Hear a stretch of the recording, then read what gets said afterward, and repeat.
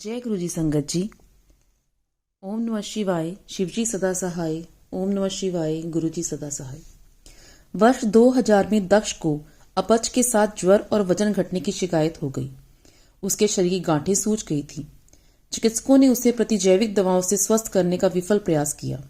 एक सोमवार को हम उसे सर गंगाराम चिकित्सालय के वरिष्ठ विशेषज्ञ से परीक्षण करवाने ले गए। मैं भयभीत थी। दक्ष के सब लक्षण कर्कट रोग के थे। चिकित्सक के कक्ष की ओर जाते हुए मैं गुरुजी के चित्र को अपने से जकड़े हुए थी। चलते हुए मैं गुरुजी से प्रार्थना और आग्रह कर रही थी। मुझे ज्ञात था कि वह चाहे तो दक्ष को एक क्षण में ठीक कर सकते हैं। कक्ष में घुसते ही उनकी सुगंध आ गई। मुझे याद था कि यदि उन्हें सच्चे मन से स्मरण किया जाए तो वे तुरंत सहायता करते हैं। वह गुलाब के पुष्पों की महक उनके वहां होने का संदेश था। चिकित्सक ने दक्ष का परीक्षण का निराशाजनक रूप से मुझे देखा।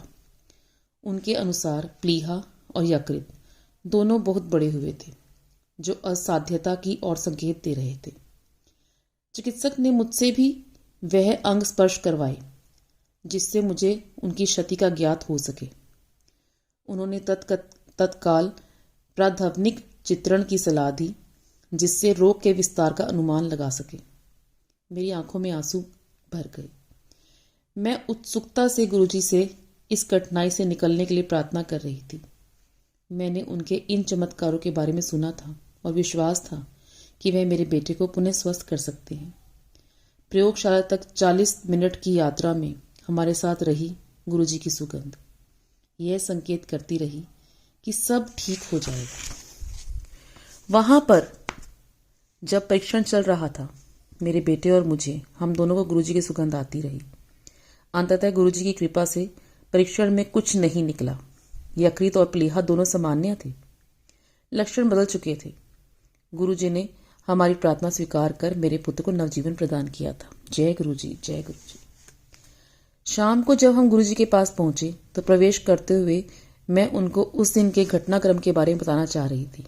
उसी समय गुरुजी ने नटखट मुस्कुराहट से स्वयं ही पूछ लिया कि क्या रोग निकला है। मैं भाव विफल हो गई।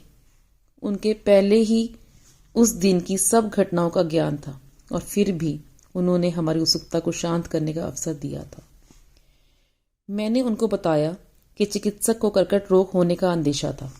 मेरी आंखों से पानी निकलने वाला था जब उन्होंने कहा कि मैं चिंता ना करूं, मेरे पुत्र को कुछ नहीं होगा। मैंने उनसे प्रश्न किया कि क्या शेष परीक्षण कराना आवश्यक है। उन्होंने उत्तर दिया कि चूंकि मैं स्वयं चिकित्सक हूं, मेरी चिंता परीक्षण करवाए बिना शांत नहीं होगी। यदि चाहूं तो शेष परीक्षण करवा सकती हूं। मेरे तार्किक मन के किसी कोने में छुपी हुई जिज्ञासा को शांत करने के लिए मैंने सब परीक्षण करवाए। सब सामान्य आए। शुक्राना गुरुजी। अंत में गांठ की बियोप्सी हुई जो अब जुड़नी आरंभ हो गई थी। जो गांठ निकाली गई थी उसमें बदलाव दृष्टिगोचर था। मैं दुविधा में थी। यह कैसे संभव था? गुरुजी ने तो कहा था कि सब कुछ ठीक हो जाएगा, फिर ऐसा क्यों हो रहा है? सब प्रकार के विचार मेरे मन में आ रहे थे। मैं हताश थी। उसी दिन मुझे संगत में सप्ताह में एक बार ही आने को कहा गया। मैं असमंजस में थी। गुरुजी ने ऐसा क्यों किया? अगले सप्ताह जब बियोप्सी का परिणाम आया, सब कुछ सामान्य था। चिकित्सक ये विश्वास नहीं कर पा रहे थे। उन्होंने उसे चमत्कार ही कहा, परंतु हमें पता था कि यह कैसे हुआ है। गुरुजी ने मेरे पुत्र को आशीष दिया था। ये तो होना ही था। कुछ समय पश्चात गुरुजी ने मात्र इतना ही कहा, जा तेरे मुंडे नू ठीक कर दिता। उस दिन से दक्ष का ज्वर समाप्त हो गया।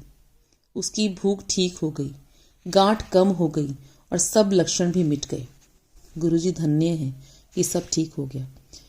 उसे कभी कोई औषधि नहीं दी गई। ये कोई निष्कर्ष नहीं निकाला जा सका था। गुरुजी के साथ हर क्षण चमत्कार है जो जीवन को और मधुर बनाता है। वह आपका हाथ पकड़कर सही मार्गदर्शन कराते हैं। वे आपकी हर आपदा से रक्षा कर अपने हृदय से लगाकर रखते हैं, जैसे एक माँ अपने शिशु को बचाती है। जब आप अपने मार्ग से भटक जाते हैं, वे हल्के से अंकुश लगाकर वापस सही मार्ग पर लाते हैं। वे आपकी हर बात, हर सांस सुनते हैं और ईश्वर में विश्वास करने की प्रेरणा जागृत करते हैं। गुरुजी ऐसे हैं। निरंकार भाव से वह सदा आप पर और आपके संपर्क में आने वालों पर सदा अपनी दृष्टि बनाए रखते हैं। सबको अपना आशीष देते जाते हैं। उनमें कोई घमंड, अहम या चाहत नहीं है। वह सदा सहायता करने को तत्पर हैं। उनके दर्शन के लिए आए सहस्त्रों भक्तों में कोई भी खाली हाथ नहीं लौटता है। प्रत्येक को यही लगता है कि वह केवल उनके साथ हैं। वह सबको इस संसार में रहने का सही मार्ग बताते हैं। जब हम कोई भूल करते हैं, वो चुपचाप हमारे दुष्कर्म अपने पर ले लेते हैं और हमारे कष्ट सहन कर जाते हैं।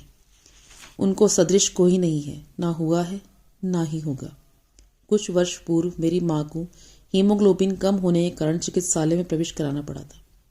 चिकित्सकों के अनुसार उन्हें रक्त देने की आवश्यकता थी। जैसे ही हमने गुरुजी को ये बात बताई, उन्होंने मुस्कुराकर उनको अनुमंत्रित कर दिया। अगले दिन माँ सब परीक्षण ठीक होने के कारण घर वापस आ गई। जय गुरुजी, शुक्राना गुरुजी। मैं अपनी वाणी को यहीं विराम देती हूँ।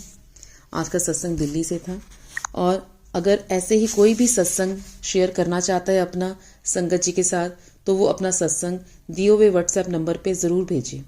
और कोई भी मुझे सत्संग को सुनाने में गलती हो गई हो तो गुरुजी मुझे माफ़ कीजिएगा, संगत जी आप भी मुझे माफ़ कीजिएगा। और अपने सत्संग शेयर करने के लिए आप जो भी नंबर दिया गया है डिस्क्रिप्शन बॉक्स में, आप उस पर अपना सत्संग भेज सकते हैं। ओम नमः शिवाय, शिवजी सदा सहाय। ओम नमः शिवाय, गुरुजी सदा सहाय। जय गुरु।